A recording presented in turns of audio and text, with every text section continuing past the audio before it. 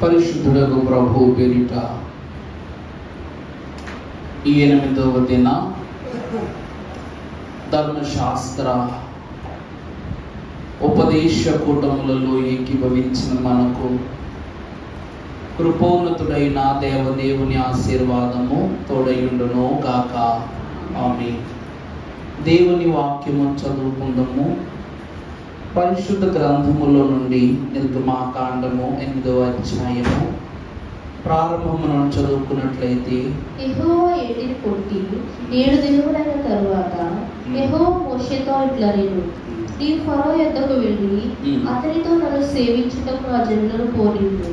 నీవు వారిని పోనీయని ఎడల ఇదిగో నేను నీ పొలిమేరలన్నిటినీ కప్పల చేత బాధించెదను. ఆమేన్. చిన్న ప్రార్థన చేసుకుందాం. సమీపింపరాని తేజస్సులో నిత్యము అమరత్వమును వసించుచు గాన ప్రతి గానములు పొందుకొంచున్న తండ్రి వందనములు.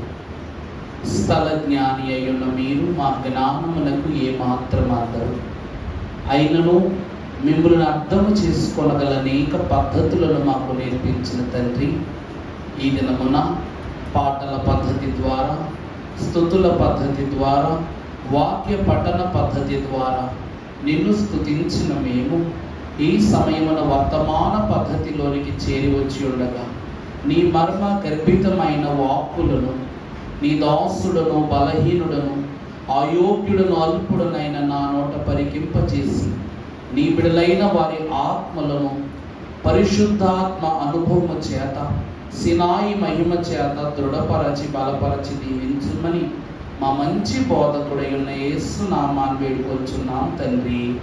ఆమేన్. కృపోన్నతుడైన దేవుని కాపుదల సహాయము మనకు తోడయుండును గాక. ప్రభునందు దేవుని ప్రియబిడ్డలారా, గత దినమున 7 ప్రాముఖ్యమైన అధికారములను యెహోవా దేవుని హస్తముల నుండి మోషే హస్తమునకు అందింపబడిన క్రమాన్ని మనము వాక్యము ద్వారా చూచిన మనము దేవుని వాక్యములో మనము తెలుసుకున్న కొన్ని సంగతులు ఏమిటంటే, ఆయన సృష్టి పైనను, చేతి పనుల పైనను, అలాగే పట్టణముల పైనను, మందిరముల పైనను, జనుల పైనను, ఆఖరిగా రోగముల పైనను అధికారమునిచ్చాడు మహాభక్తుడైన మోషేకు. ఆ అధికారమును చేతపట్టుకుని ఫరో మహారాజు యొద్దకు 7వ అధ్యాయములో వెళ్ళాడట. మనం 8వ వచనం చూస్తే, మరియు యెహోవా మోషే అహరోనుతో ఇట్లనెను, ఫరో మీ శక్తి చూపుటకై ఒక మహత్కార్యము కనపరచుడని మీతో చెప్పునప్పుడు నీవు అహరోనును చూచి నీ కర్రను పట్టుకొని ఫరో ఎదుట దాన్ని పడవేయును అని అది సర్పమగును అని. ప్రభునందు ప్రియులారా, మోషే ఏ అద్భుత క్రియలను దేవుని యొద్ద నుండి తెలుసుకున్నాడో, మండుచున్న పొద యొద్ద తొలి ఆశ్చర్య కార్యము తన కర్రను పడవేయగా అది సర్పమగుట. కానీ ఈ సమయమున ఎప్పుడైతే దేవుని యొక్క వాక్యమును బట్టి ఫరో మహారాజు యొద్దకు వీరు వెళ్ళి నిలబడ్డారో, ఇక్కడ మోషే కర్ర అద్భుతం చేయట్లేదు, కానీ అహరోను కర్రతో దేవుడు ఏం చేస్తున్నాడంట? అద్భుతాలు చేయడం ఆరంభింపజేశాడట. అహరోను కర్ర దేవుని వాక్యములోనే కాదు, ప్రకటన గ్రంథమునకు కూడా ప్రాముఖ్య సూత్రము అన్నారు దైవజనులు. ఎందుకు అనగా 12 గోత్రాల కర్రలను కరుణాపీఠములో ఉంచినప్పుడు ఆ 12 గోత్రములలో ఉంచబడిన కర్రలు లేవీయుల కర్ర అయిన అనగా అహరోను కర్ర చిగురించి పువ్వులు పూసినట్లుగా మనం వాక్యంలో గమనిస్తున్నాం. దేవుని కృపను బట్టి ఎప్పుడైతే ఈ కర్ర పట్టుకుని వెళ్ళి ఫరో ఎదురుగా పడేశారో ఆ కర్ర ఏమైందట? సర్పమైందట. ఈ సర్పమును ఎదిరించుటకుగా ఐగుప్తు శకునగాండ్రు మంత్రగాళ్ళు కూడా వారి కర్రలు పడవేసినప్పుడు అవి ఏమయ్యాయి? సర్పమయ్యాయి. కానీ విచిత్రం ఏమిటంటే ఈ సర్పం ఆ కర్రలన్నిటిని, ఆ పాములన్నిటిని ఏం చేసింది? మింగివేసింది. ఇలాగున దేవుడు ఫరోకు శక్తిని పరిచయం చేశాడు. దేవుడు దేని పరిచయం చేశాడండి? తన శక్తిని పరిచయం చేశాడు. దైవజనులు దేవదాసయ్య గారు అన్నారు, ఇది కేవలము సూచక క్రియ మాత్రమే కాదు. ప్రకటన గ్రంథములో దేవుని రాజ్యమును ప్రవేశించబడబోవు విశ్వాసులకు ఈ సూచక క్రియ హెచ్చరిక అన్నారు. ఈ సూచక క్రియ ఏంటండి? హెచ్చరిక. మోషే అహరోను యొక్క కర్ర నేల మీద పడవేయగానే ఆ సర్పాలన్నిటినీ మింగేసిందంట. ఆ సర్పాలన్నింటినీ ఏం చేసిందండి? మింగేసిందంట. కానీ ప్రకటన గ్రంథములో సర్ప సంతానమై ఉన్న మనలను మింగుటకు సముద్రములో నుండి మహాఘట సర్పము ఏం చేస్తుంది చెప్పండి? దాని నోరు తెరచి సర్ప సంతానం అంతటిని ఏం చేస్తుందంట? మింగి వేస్తుందంట. చూసారా దేవుని కార్యాలు ఎలా ఉన్నాయో? మీరు దేనిని విత్తుదురో దానినే కోయుదురు. సూచక క్రియలు జరిగించినప్పుడు కూడా ఆదికి అంత్యానికి ముడిపెడతానని దైవజనులతో మరి ప్రత్యేకంగా చెప్పారు దైవజనులు. ప్రభు అంట ఆదికి అంత్యానికి ఏం పెడతారంట? ఖచ్చితంగా ముడిపెడతాను. మీ ఆది అందముగా ఉంటే అంత్యము కూడా అందంగానే ఉంటది. మీ ఆది సరిగా లేకపోతే అంత్యం ఎలా ఉంటదంట? సరిగా ఉండదన్నారంట. అందుకే బైబిల్ మిషన్ వారు ఆది కాండము నుంచి ప్రకటన గ్రంథం వరకు చదివి తీరాల్సిందే. ప్రకటన గ్రంథము చదువునప్పుడంట ఆది కాండములో ఉన్న దోషాన్ని జ్ఞాపకం చేసుకోవాలంట. ముగించేటప్పుడు క్రీస్తు ప్రభువు యొక్క మేలును జ్ఞాపకం చేసుకోవాలంట. అర్థమవుతుందా అండి? దేవుని వాక్యం యొద్దకు వచ్చిన వాళ్ళారా, ఈ అద్భుతాన్ని శాంపుల్గా చూపించినటువంటి మోషే అహరోనులు, దేవుడు నా జనులను నువ్వు పోనివ్వనట్లయితే నీకు ఇంతకంటే ఘోరమైనటువంటి ఇబ్బందులు ఎదురవుతాయని చెప్పగానే ఫరో మనస్సును దేవుడు ఏం చేశాడు చెప్పండి? కఠినపరచటం. మొట్టమొదటిసారి ఫరో మనస్సు ఏమి కాబోతుందంట? కఠినపరచబడిందంట. కఠినపరచబడినటువంటి ఈ ఫరో నేను నీ జనులను పోనివ్వను అంటూ మొదలుపెట్టాడు. ఇప్పుడు మొట్టమొదటిగా దేవుడు వారు ఏ నైలు నదిలో అయితే, వాక్యంలో చూసారా, ఆదంటే ఆదే, ఏదైనా సరే మొదటి నుంచే నరుకుని రావాలి. చెట్టును చంపాలి అంటే మొదలు నరకాలి కానీ కొమ్మలు నరకకూడదు. దేవుడు కూడా ఐగుప్తు దేశము యొక్క మొదలు నుండే ముందుకు వస్తున్నాడు. ఏ హెబ్రీ స్త్రీల యొక్క, ఇశ్రాయేలు ప్రజల యొక్క సంతానమును నైలు నదిలో చంపి పడవేశారో ఆ నైలు నదిని దేవుడు ఎలా మార్చేశాడంట? రక్తముగా మార్చేశాడట. ఏ నైలు నదిలో అయితే హెబ్రీల యొక్క బిడల యొక్క ఈ చీలికలు, ఈ యొక్క మరణాంధకరమైన దేహములు పడవేయబడ్డాయో ఆ నైలు నదిని ఎలా మార్చాడట? రక్తముగా మార్చాడట. దేవుని వాక్యములో మనము చూసినట్లయితే పరిశుద్ధ గ్రంథములో 17వ వచనం చదువమ్మా. 7:17. చెయ్యి చాపి ఆ దేశపు ధూళిని కొట్టినప్పుడు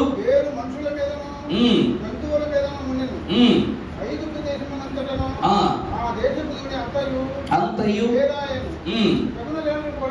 7:17 కాగా యెహోవా ఆజ్ఞ ఎదరగా నేను యెహోవానని దీనిని బట్టి నీవు తెలుసుకొందువని. నేను యెహోవానని ఈ మొట్టమొదటి క్రియ వల్లనే మీకు తెలిసిపోద్ది. ఈ మొట్టమొదటి క్రియ వల్లే తెలిసిపోద్ది. ఎలాగంట? దీనిని బట్టి నీవు తెలుసుకొందువని యెహోవా చెప్పుచున్నాడు. ఇదిగో నా చేతిలో ఉన్న ఈ కర్రతో నేను ఏటి నీటిని కొట్టుదును, అది రక్తముగా మార్చబడును. ఏటిలోని చేపలు చచ్చును, ఏరు కప్పు కొట్టును. ఏటి నీళ్లు త్రాగుటకు ఐగుప్తీయులు అసహ్యపడుదురు అని చెప్పుమనెను. దేవుని ప్రియబిడ్డలారా, నైలు నది సామాన్యమైనటువంటి నది కాదు, బలులను కోరుకునే నది. నైలు నది సామాన్యమైనది కాదట. బలులను అనగా ఐగుప్తులో దైవజనులు దేవదాసయ్య గారు అన్నారు, మహాభక్తుడైన దావీదు గొలియాతు యుద్ధానికి వెళ్ళినప్పుడు ఏం పట్టుకెళ్ళాడంట? ఏం పట్టుకెళ్ళాడండి? ఒకటి కర్ర, రెండవది 5 ఏటి రాళ్ళు పట్టుకెళ్ళాడు. అప్పుడు గొలియాతు దావీదును చూసి అంటాడు, నన్ను కొట్టడానికి కర్ర తీసుకుని వచ్చావు, నేను కుక్కనా అన్నాడంట. ఇక్కడ మోషే కూడా ఫరో దగ్గరికి ఏం పట్టుకెళ్ళాడు? కర్రే పట్టుకెళ్ళాడు. మరి అక్కడికి ఇక్కడ సంబంధం ఏంటంటే, ఐగుప్తు దేశంలో యొక్క బొమ్మలు ఎప్పుడైనా మీరు చూస్తే కొన్ని బొమ్మలు కుక్క బొమ్మలు ఉంటాయి, చూసారా మీరు ఎప్పుడైనా?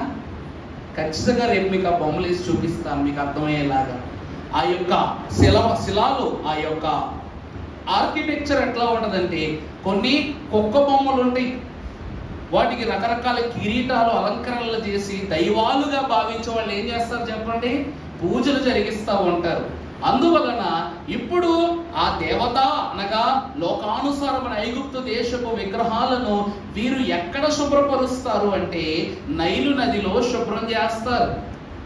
ఇప్పుడు ఈ నది యొక్క చేపలను అంటే ఏమేం క్రియ జరిగించాడు చూడండి. ఒక్క నదిని రక్తంగా మార్చడం వలన వారు ఆహారముగా భావించే చేపలు చనిపోయాయి, నీరు త్రాగడానికి పనికి రాలేదు, దేవత అనగా విగ్రహారాధన చేయడానికి కావలసినటువంటి శుభ్రత నీరు కూడా ఏమైపోయిందంట? రక్తముగా మారిపోయిందంట.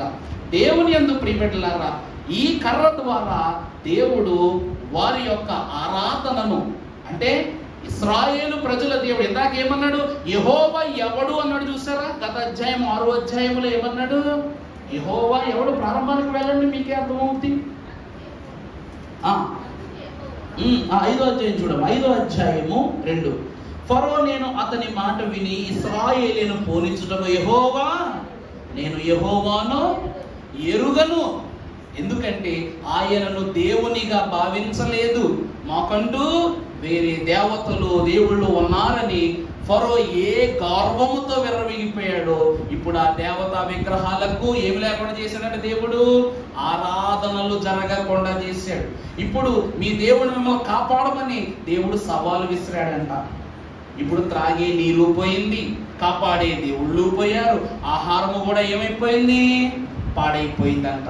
దేవుని యందు ప్రియబిడ్డలారా, మనం ఒకసారి చూసినట్లయితే పరిశుద్ధ లేఖన భాగముల నుండి యోహాను రాసిన మొదటి పత్రిక 5వ అధ్యాయము 6వ వచనం మనం ఒకసారి చదువుకున్నట్లయితే అక్కడ ఒక మాట ప్రభు అంటున్నారు, అమ్మా నీళ్ల ద్వారాను రక్తము ద్వారాను వచ్చిన వాడు ఈయనే, అనగా యేసుక్రీస్తే. ఈయన నీళ్లతో మాత్రమే కాక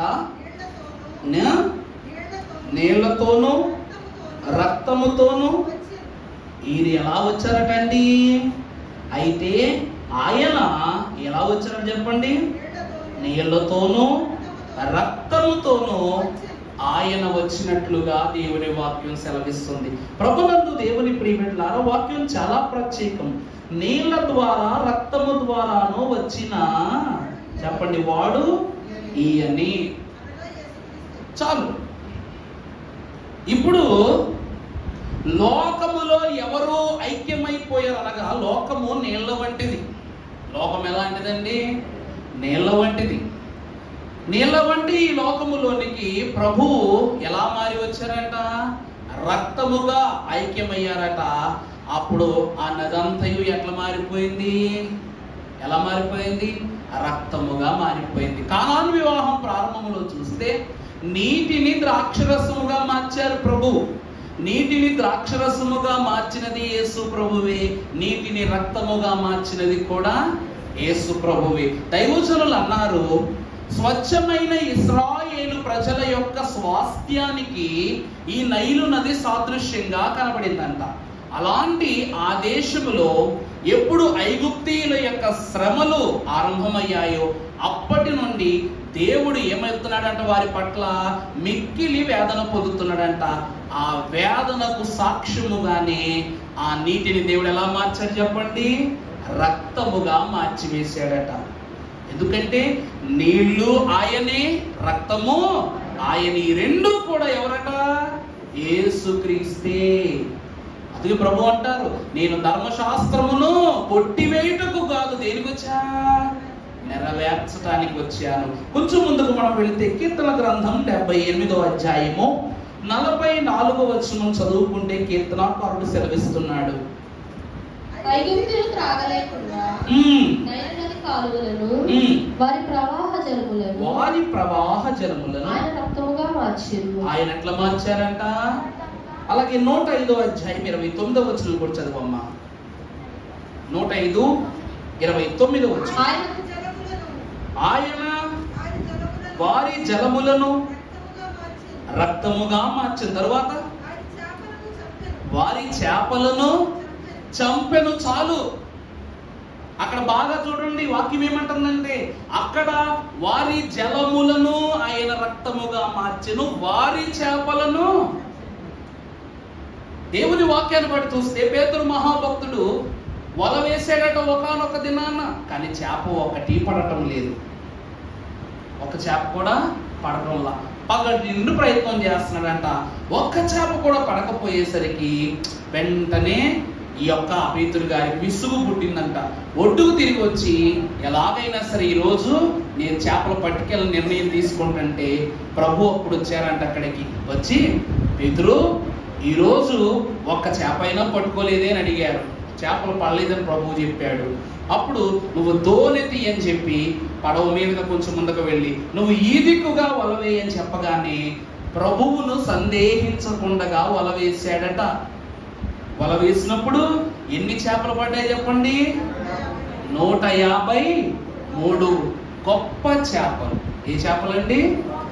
దేవుని వలలో దైవజనుడు దేవదాసయ్య గారు అన్నారు, పేతురు దేవుని ఆది అపోస్తుల సంఘ నాయకుడు, అంటే యాజకుడు.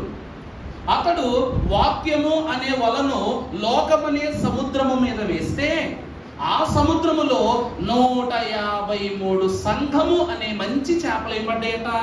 ఆ వలలో పడ్డాయట. ఇప్పుడు ఇవి మంచివి, మిగిలినవన్నీ లోకములో ఇమిడిపోయినవి. దేవుడు ఐగుప్తు ప్రజలైనటువంటి వారి ఆహారాన్ని వేరుపరిచాడు. వారి నదులను కూడా వీరికి ఏం చేస్తున్నాడు? వేరుగా ఉంచాడు. అందుకే వారి చేపలు వారి నదులు అనే వాక్యంలో కీర్తనాకారుడు సెలవిస్తున్నాడు. అందుకే కదా అయ్యగారు పాటలో రాశారు, నాకేమీ కొదువా నాదులుండా అనేటువంటి పాటలో జగతి ఎరుగని సౌఖ్య భోజనము అగ్గుపరచులో హా తగినదే పెట్టున్నారు. మొదటి తెగులులో ఈ నేటిని రక్తముగా మార్చి ఇశ్రాయేలు ప్రజల యొక్క ఆధారమైన నది యొక్క, ఇప్పుడు చేపలంటే సామాన్యమైన విషయం కాదండి. చేపలంటే ఆ కాలంలో సామాన్యమైన విషయం కాదు. అది కేవలం తినటానికే కాదు, అమ్మకాలు చెయ్యాలా, పంపకాలు చెయ్యాలా. ఒక్కో ఊరికి ఒక్కో చేప గొప్ప. ఎర్రనీరు వచ్చేసింది కదా మనకు కాలువలో. ఇప్పుడు ఏ చేపలు కొనుక్కుంటాం మనం? మన ఇల్లే పులస అమ్ముతున్నారంట. టేస్ట్ తెలియదు, ఏమో తెలియదు నాకు. ఎప్పుడు చిన్నప్పుడు తిన్నా. అడిగా, అమ్మ చేప ఏంటంటే వేలంపాటు జరుగుతుందని అక్కడ అన్నారు. వెళ్తే ఆ చేపను అట్లా మధ్యలో పడేశారు. మధ్యలో పడేసి 3000 4000 అంటాడు ఒకడు. చివరిగా చేప 16,000 కొనుక్కుపోయాడు ఎవడో. అప్పుడు మనం ఏం చేయాలా? 16,000 పెట్టాలంటే ఉంగరాలు, గొలుసులు, పోను, వాచి అన్ని అక్కడ పెట్టేసి ఆ చేప తెచ్చుకోవాల్సిన ఒక చేప అంత ఖరీదు. మరి ఐగుప్తు దేశంలో ఉన్నటువంటి ప్రతి చేప కూడా వారికి వ్యాపార లాభముగాను జీవనోపాధిగాను ఉన్నటువంటి ఆధారాన్ని దేవుడు ఏం చేశాడంట? దేవుడు చంపటమే గాక వాటిని కుళ్ళిన దేహములుగా మార్చి ఆ దుర్వాసన అంతా ఎక్కడ రప్పించాడు చెప్పండి? నది. ఆ యొక్క వాసన ఎక్కడికి వచ్చింది? పట్టణంలోనికి, వారి గృహాలలోనికి వచ్చింది. ఇక్కడ ఈ ఆహారము దీని ఆహారంగా తినలేము, మనం వండుకున్న ఆహారము కూడా మనం తినలేము. దేవుడు ఎంత కష్టపెట్టాడు చూసి. ఇందాక ఏమని చెప్పా? గతంలో మీకు ఏమని చెప్పా? 3 ప్రాముఖ్యమైన విషయాల నుంచి మనిషి తప్పించుకోలేడు. ఒకటి మరణము, ఆకలి, దాహం. ఈ 3 విషయాలు ఐగుప్తుకు మొదలు పెట్టాడు దేవుడు. ఆరాటాన్ని, పోరాటాన్ని మొదలు పెట్టాడు. ఇది పూర్తయిన తర్వాత 8వ అధ్యాయంలోనికి మనం వస్తే చదువమ్మా, నిలకమ్మా. 8 ప్రారంభం. ఏటిని కొట్టి 7 దినములైన తరువాత, అంటే 7 దినాలుగా వీరు ఈ దుర్వాసనను, ఈ ఆకలి దప్పికలను వీరు అనుభవిస్తున్న తరువాత యెహోవా మోషేతో ఇట్లా నేను నీవు ఫరో యొద్దకు వెళ్ళి అతనితో నన్ను సేవించుటకు ఈ జనులను పోనిమ్ము. లేకపోతే చదువమ్మా. నీవు వారిని పోనీయని అనడగా ఇదిగో నేను నీ పొలిమేరలన్నిటినీ కప్పల చేత బాధించెదను. చాలు. మొదటిది ఆధారం తీసేయటం. ఇప్పటి వరకు పరిస్థితులన్నీ వెలుపలే ఉన్నాయి, కానీ ఇప్పుడు పరిస్థితులు పొలిమేర దాటబోతున్నాయి. రెండవది ఏమిటంటే కప్పల చేత ఈ దేశమంతటిని బాధించటం. అసలు కప్పలంటే ఏంటి? అసలు వాటి వల్ల ఉపయోగం ఏంటి? నేను ఇంటర్లో ఉన్నప్పుడు మా బయాలజీ టీచరు మా అందరి చేత ఫ్రాక్స్ కోయించింది. ఏమండి? ఏమో లేని నాకు తెలుగు రాదు, నాకు వచ్చిన ఇంగ్లీష్ ఫ్రాక్ అంతే. ఈ కప్పలను కట్టేసేటప్పుడు మాకు 4 గుడుసులు ఇచ్చారనమాట. వాటితో మొట్టమొదట వాటి యొక్క 4 కీళ్ళకు అనగా చేతులకి కాళ్ళకి దాన్ని స్టాండర్డ్గా కొట్టాలి. నాకు కప్ప పారిపోయింది. కప్పట్టుకోవడమే చిరాకు కదా. గ్లౌజులు వేసుకుని కరోనా ఓల్డ్లాగా రెడీ అయ్యి కప్పలతో ప్రయోగాలు మొదలు పెట్టాం. ఒక చిన్న బ్లేడ్ అంత కత్తిచ్చారు మాకు. అది చూడడానికి చిన్నగూడగా చాలా షార్ప్ ఉంటుంది అనమాట. ఆ కప్పే కూత అంత ఉంది. ఆ కప్ప యొక్క కిడ్నీ తీయమన్నారు. ఓ కప్పకి ఏం తీయాలంట? కిడ్నీ తీయాలంట. మా పుస్తకంలో ఏమో ఇంత పెద్ద బొమ్మ ఉంది, కానీ కప్ప కూతంత ఉంది, అందులో కూతంత కిడ్నీ ఏం తీయం. ఏం తీయాలో తెలియక మా విచిత్ర ప్రయోగాలతో ఆ రోజు సుమారుగా ఒక 40 కప్పలు అయిపోయినాయి అన్నమాట. దాని తర్వాత సాయంకాలం మెస్కి వెళ్తున్నాం భోజనానికి. మా క్లాసులో ఎవ్వరు కూడా భోజనానికి ఎలా వెళ్తాం? ఈ చేతులు చూసుకుంటున్నాం. మంచినీళ్ళు తాగాలంటే భయం. అంటే కొన్ని ట్యాప్స్ ఉంటాయి, వాటర్ బాటిల్ లేని వాళ్ళు ఇట్లా హ్యాండ్స్ పెట్టుకుని తాగుతారు. నీళ్ళు కూడా తాగట్లా. పక్కన బాటిల్ అడగాలంటే బాధ. అందరూ ఒకటే క్లాస్ వాళ్ళం కదా. ఎవడు ఏ చేతితో ఏ నీళ్ళు పట్టుకొచ్చాడు తెలవక ఆ రోజంతా ఫస్టే. పొద్దున్నే సబ్బులు అరిగిపోయినాయి, ఇంత కొత్త సబ్బులుగా బిళ్ళ మాదిరి అయిపోయినాయి. అంటే అంత చికాకు కప్పంటే. ఇష్టపడతామండి? ఇష్టపడం. వియర్డ్ థింగ్ అంటారు అనమాట సింపుల్గా. ఇప్పుడు ఈ కప్పలు నీ గృహములోనికి, నీ భోజనములోనికి, నీ నివాస స్థలములోనికి, నీ మంచము మీదకు, నీ పడక మీదకు, నీ దేహము మీదకు చేరిపోతుంటే ఎవరు ఉండగలరు? రాజు అయితేనేమి, పేద అయితేనేమి, పొలిమేరలో ఉన్నవాడైతేనేమి, రాజ్య గృహములో ఉన్నవాడైతేనేమి, ఆ దేశములో ఐగుప్తీయుల కన్నా కప్పలే ఎక్కువ పనిచేసినాయి అంట. ఎంత అద్భుతమైన ఆహారము! ఒక ఈగ పడితేనే విసుగొచ్చేస్తుంది. అట్లాంటిది వారు ముట్టిన ప్రతి చోట ఏముంటున్నాయి? కప్పలే ఉంటున్నాయంట. దైవజనుడు దేవదాసయ్య గారి వాక్యములో చెప్పారు. ఒక మాట చూద్దాం. పరిశుద్ధ గ్రంథములో కీర్తన గ్రంథం 105వ అధ్యాయం 30వ వచనం చదువమ్మా.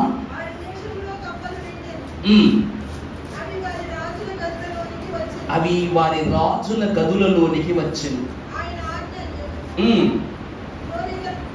తరువాత ప్రకటన గ్రంథం ఒకసారి చూస్తే 16వ అధ్యాయం 13వ వచనం చదివితే దీని గురించి కూడా ప్రభు చెప్తున్నారు. ప్రకటన గ్రంథం 16వ అధ్యాయం 13వ వచనం చదివితే, మరియు ఆ ఘట సర్పము నోట నుండి, క్రూర మృగము నోట నుండి, అబద్ధ ప్రవక్తల నోట నుండి కప్పల వంటి 3 అపవిత్రాత్మలు బయలు వెడలగా నేను ప్రభువునందు ప్రియమిట్లారా, కప్ప దేనికి సూత్రము అనగా, దేనికి సూచన అనగా దురాత్మకు సూచన. ఏ జంతువునైనా పెంచుకోవచ్చు, ఏ జీవినైనా పెంచుకోవచ్చు, కానీ వీటిని రెప్టైల్స్ అంటాం. పాము ఒకటి, బల్లి ఒకటి, కప్ప ఒకటి, వీటన్నిటిని ఏమంటారు? రెప్టైల్స్ అంటారు. వీటికి ఒక గొప్ప లక్షణం ఉంటుంది. ఏంటో తెలుసా? ఇవి ఎప్పుడు కూడా దేహాన్ని కూల్ ప్లేస్లో ఉంచుకుంటాయి. చల్లదనం వీటికి తగులుతానే ఉండాలి. ఎవరండి? వద్దులేండి, ఇప్పుడు మా నాన్నమ్మ గారి జ్ఞాపకం చేసుకోవటం నా తల్లి. దేవుని వాక్యాన్ని బట్టి చూస్తే ఇవన్నీ ఎప్పుడు చల్లటి ప్రదేశంలోనే ఉంటాయి. అందులోనూ దుర్వాసన చేరిన ప్రదేశాల్లోనే ఎక్కువ ఉంటాయి. వీటికి ఉన్నటువంటి గొప్ప లక్షణం ఏంటంటే వీటి వేలు కానీ కాలు కానీ కట్ అయిపోతే అదే పొజిషన్లో మరో కాలు వచ్చేస్తుంది. అందుకే బల్లి తోక కట్ చేసినా ఆ తోక అట్లా ఆడుతూనే ఉంటుంది, బల్లి వెళ్ళిపోద్ది. కానీ మరలా దానికి నూతనంగా ఏమొచ్చేస్తుందంట, తోక వచ్చేస్తుంది. ఇప్పుడు ఈ వాక్యాన్ని బట్టి చూస్తే ఈ కప్పలను వీరు చంపినా వెళ్ళగొట్టినా ఏమి చేసినా కూడా ఇవి అధికమైపోతున్నాయి కానీ ఏం కావటం లేదు, తగ్గటం లేదు. దేవుడంట వాక్యం బట్టి చెప్తున్నాడు, కప్పలు అపవిత్రాత్మలకు, అందుకే దైవజనులు అన్నారు, అపవిత్రాత్మల దర్శనం ఆపి ఉన్నావు, ఎప్పుడైనాను అవి నాకేసి రానియవు. ఈ దినమున అపవిత్రాత్మలు, ఇందాకేమన్నాం, దేవుడు అన్నిటిపై, దేవుని చేతి పనిపై అధికారం ఇచ్చాడు, సృష్టిపై అధికారం ఇచ్చాడు. కనుక సృష్టి యందు చేరి ఉన్నటువంటి దురాత్మలను కప్పల రూపముగా, అనగా ప్రకటన గ్రంథంలో జరగబోయేటువంటి ఈ ఘోరమైనటువంటి క్రియలన్నీ కూడా నిర్గమాకాండములో సూచనగా ఒక దేశానికి పరిచయం చేస్తున్నాడు దేవుడు. దేవుడు ఎంత శక్తిమంతుడు, ఒక దేశాన్ని ఉదాహరణగా తీసుకుని చేశాడంట. ఇప్పుడు ఇవన్నీ ఇశ్రాయేలీల గుడారముల యొద్దకు తప్ప ఐగుప్తు దేశమంతటా వీటి తాకిడి కలిగి ఉండబట్టి ఆ దేశమంతా ఎట్లా మారిపోయిందంట, ఎలా మారిపోయిందంట. ఇప్పటి వరకు పొలిమేర దగ్గరనే దుర్వాసన, చికాకు, వేదన. ఇప్పుడు ఇవన్నీ ఎక్కడికి వచ్చేసింది చెప్పండి, ఏరు దాటుకుని ఆ దారిద్ర్యం అంతా ఎక్కడికి వచ్చేసిందంట, గృహముల్లోనికి వచ్చేసింది. అమ్మలారా, దేవుని ప్రియబిడ్డలారా, మనము వాక్యములు కొంచెం ముందుకు వెళ్తే 16వ వచనం కూడా చదువమ్మా. ఇదిగో తర్వాత చదువమ్మా, ప్రకటన 16:16.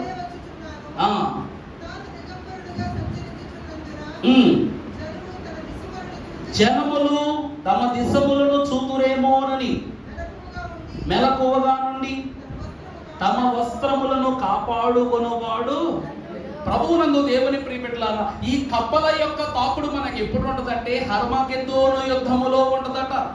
ఆ యుద్ధములో ఉన్నవారు, పాల్గొనేవారు అందరూ విడిచిపెట్టబడిన వారే. అందరూ ఎవరంటండి, విడిచిపెట్టబడిన వారు. వారు సంఘము లెక్కలోనికి రారు. దేవుని యొక్క జనాంగముగా క్రొత్త కాలము తర్వాత అయిన వారు ఎత్తబడతారు అంటే వారు ఎత్తబడేవారు కాదట.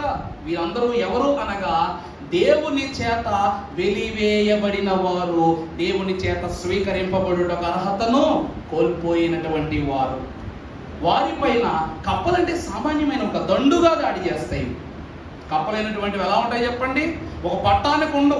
హర్మగద్దోను యుద్ధములో కూడా సాతాను యొక్క సైన్యములు అన్ని దిక్కుల నుండి విశ్వాసులని, ఈ యొక్క మనుషులను ఏం చేస్తాయి, దాడి చేస్తాయి. దేవుని యొక్క సైన్యమునకు వ్యతిరేకముగా చేరివేరినటువంటి దురాత్మ ప్రభావము చేత ఈ క్రమము జరుగుతుందట.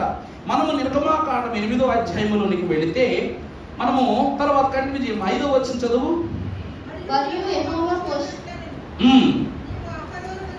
చూచి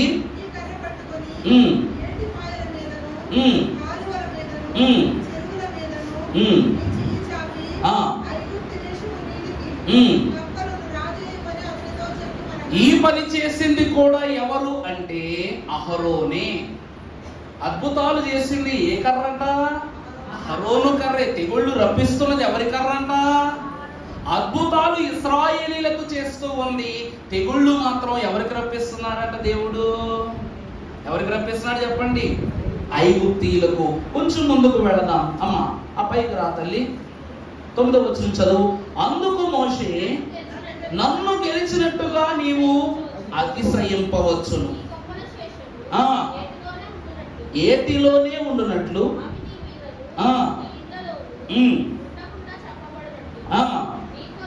నీ కొరకును నీ సేవకుల కొరకును. ఇప్పుడు కూడా ఫరో దగ్గరికి వెళ్ళి అంటున్నాడు, ఫరో మించిపోయింది ఏం లేదు, ఇంకా ప్రభువు చిత్తము నా ప్రార్థనతో ముడిపడి ఉంది. నువ్వు ప్రజలను పోనివ్వు, నువ్వు ఎప్పుడు ఎక్కడ ఎలా చెప్తే అలా చేస్తాను, వీరిని విడిచిపెట్టేస్తే అని చెప్తున్నాడు. అయినా సరే ఫరో వింటాడా, వినడు. దైవజనుని యొక్క వాక్యాన్ని బట్టి చూస్తే ఒక చిన్న కప్ప కథ చెప్తాను మీకు, చెప్పి వాక్యాన్ని ముగించేస్తాను. కప్పలు చాలా ఆలోచన కలగనుకుంటాము కానీ కప్పలు ఎప్పుడూ గుడ్డితనముతో ముందుకు వెళతాయి. ఒక ఏట్లోనట బోలెడని కప్పలు ఉన్నాయంట. కప్పలు అంటే ఈ కప్పలన్నిటి మధ్యలోనికి ఎక్కడి నుంచో దూరం నుంచో కప్పొచ్చి దూకిందంట. దూకినప్పుడు ఈ కప్పలు వేరేగా ఉన్నాయి, ఈ కొత్తగా వచ్చిన కప్ప వేరేగా ఉంది. ఇప్పుడు ఇవన్నీ కలిసి అంటున్నాయంట అనాథ కప్ప, అనాథ కప్ప, అనాథ కప్ప అని పిలుస్తున్నాయంట. అప్పుడు ఈ చిన్ని కప్పను ఓ కుటుంబం చేర్చుకుందంట.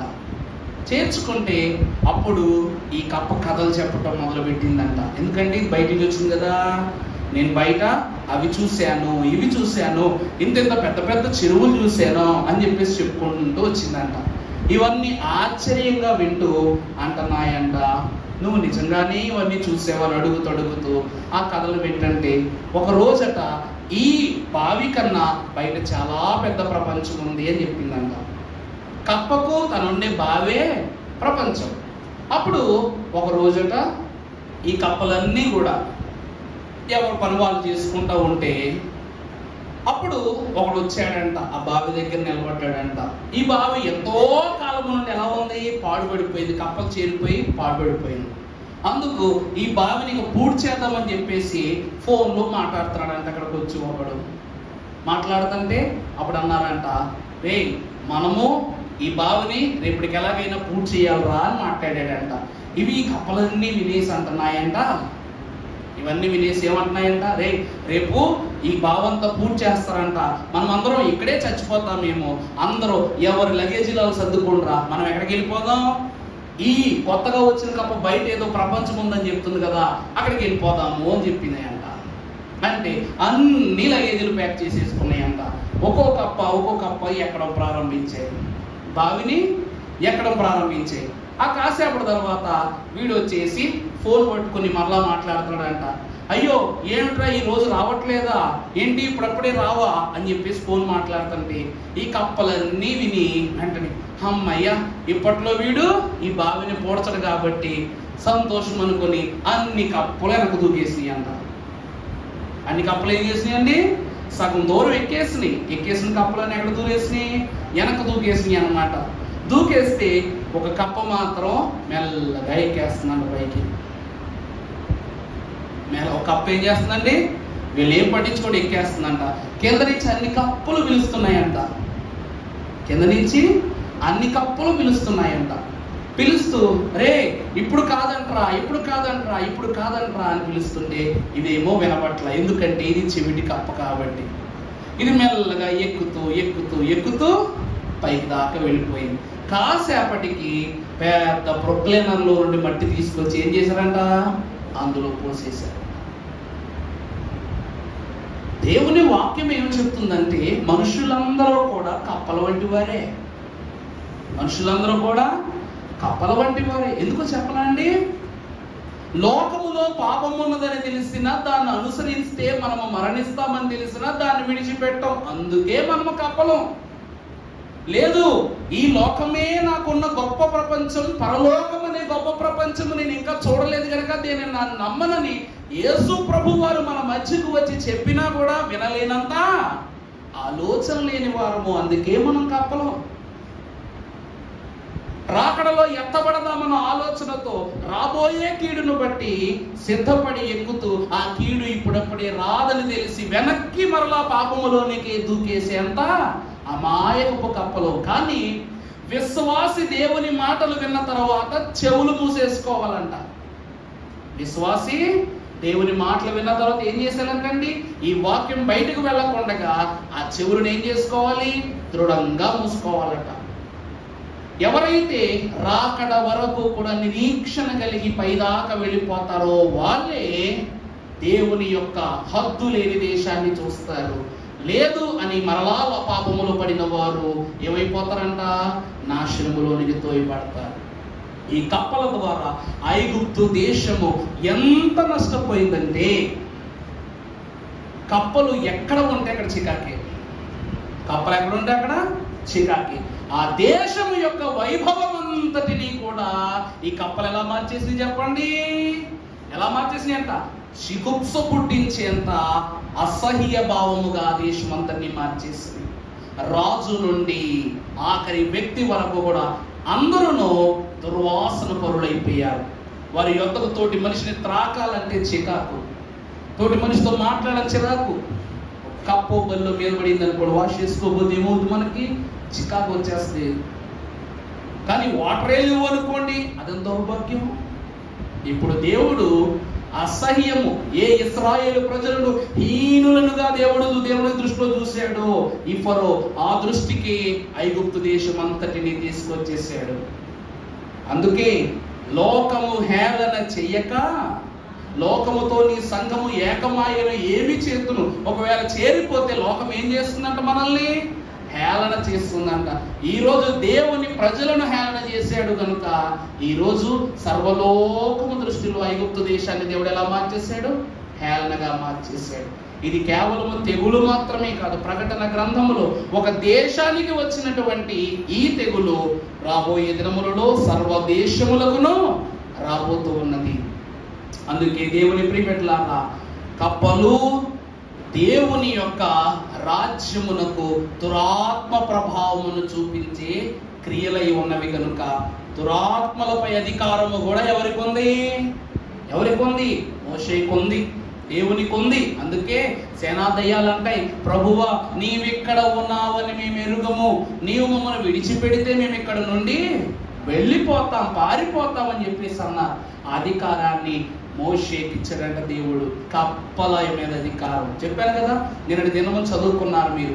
జంతువుల పైన, పక్షుల పైన, సముద్ర జీవుల పైన, ఆకాశ పక్షుల పైన, భూమి మీద తేలియాడు ప్రతి వాటిపైన దేవుడు మోషేకి ఏమిచ్చాడు? అధికారం ఇచ్చాడు. అందువలన దేవుని ప్రియబిడ్డలారా, అధికారం ఇచ్చిన దేవుడే మోషే యొక్క అధికారాన్ని అహాన్ని దించివేయుటకు రెండవ సూచక క్రియ చేసి, ఈ రెండు సూచక క్రియలు చేసి, క్షమించాలి, రెండు తెగుళ్లను జరిగింపజేసి దేవుని యొక్క మహిమను, ప్రభావాన్ని చూపించారు కనుక త్రిత్వదేవుడు రాబో దినములలో మనల్ని చుట్టుముడుతున్నటువంటి దురాత్మల ప్రభావములో మనల్ని తప్పించి ఎప్పుడైనాను అవి నాకేసి రానియవు అన్న దేవుని వాక్కు మనకు తోడై ఉండి నిత్యము మనల్ని దీవించి ఆశీర్వదించునుగాక. ఆమేన్. పరిశుద్ధుడా స్తోత్రము. తండ్రి, ఈ దినమున నీ వాక్యము ద్వారా రెండు సూచక క్రియల యొక్క మర్మాన్ని మేము వాక్యములో చూచాము ప్రభువా. మహాపరుడు